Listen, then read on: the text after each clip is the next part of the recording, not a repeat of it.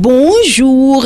Le Haut Conseil des collectivités locales a-t-il encore son utilité? C'est en substance la question que se posent de plus en plus d'observateurs politiques, à l'instar d'Amsatou Sow Sidibé, Cheikh Bamba Dièye et Idrissa Seck, qui demandent purement et simplement sa suppression. Si on en croit Réumi Quotidien, disponible en ligne sur réumi.com, c'est la lutte contre les institutions budgétivores qui a emporté le défunt Sénat. Il n'y a pas de raison qu'on nous le vende sous l'habillage du Haut Conseil des collectivités territoriales. Ce n'est pas sérieux, martèle le leader du Front pour le socialisme et la démocratie Benno Djoubal. Réumi Idrissa Seck a pour sa part décidé de boycotter le Haut Conseil parce qu'en tant qu'institution, le Haut Conseil ne présente en lui aucune utilité marginale pour notre démocratie, a-t-il déclaré. Tous ces propos sont à lire dans Réumi Quotidien, disponible en ligne sur réumi.com. Pendant ce temps, l'AS nous fait part de la colère noire qu'a piqué le président Macky Sall concernant la polémique à propos des investitures pour les élections des membres du Haut Conseil des collectivités territoriales.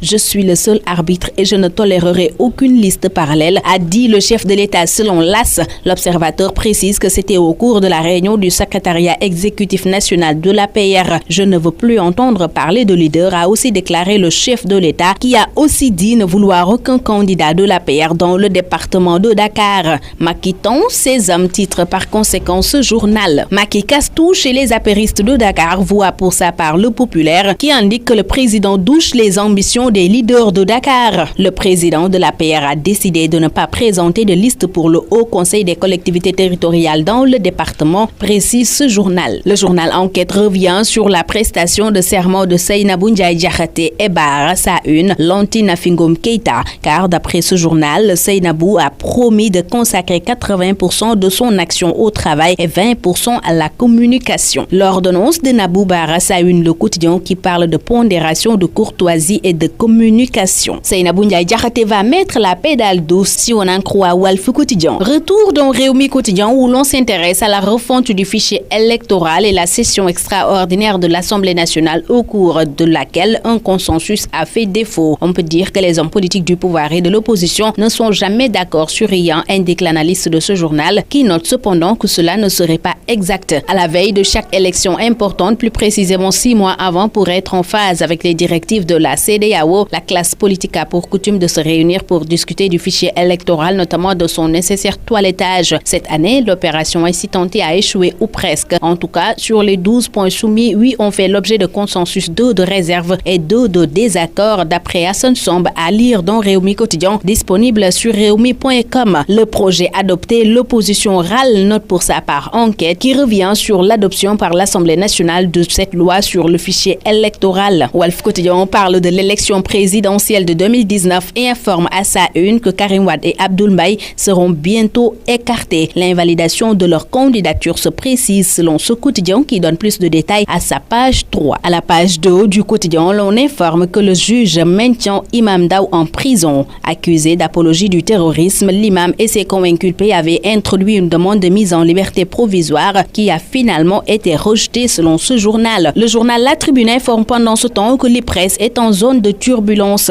Ce journal nous fait part de manœuvres et de politisation, également de la colère des retraités qui organisent la riposte si on en croit ce quotidien. Le quotidien Libération revient sur les attaques massives contre les sites d'information du Sénégal et c'est pour nous apprendre à sa une que le pirate du web a été identifié. Senjet serait au cœur du scandale selon ce quotidien qui indique que le propriétaire du site Balance Estiam le présumé hacker. Libération révèle dans un autre registre que la Banque de Dakar est contrôlée par une entité offshore, BDK Financial Corp, logée au Luxembourg. C'est d'ailleurs dans ce paradis fiscal que se sont tenues les dernières rencontres du conseil d'administration qui ont été marquées par des changements au sein de l'institution. La BDK sous coupe offshore note à sa une ce quotidien. Bonne lecture à tous.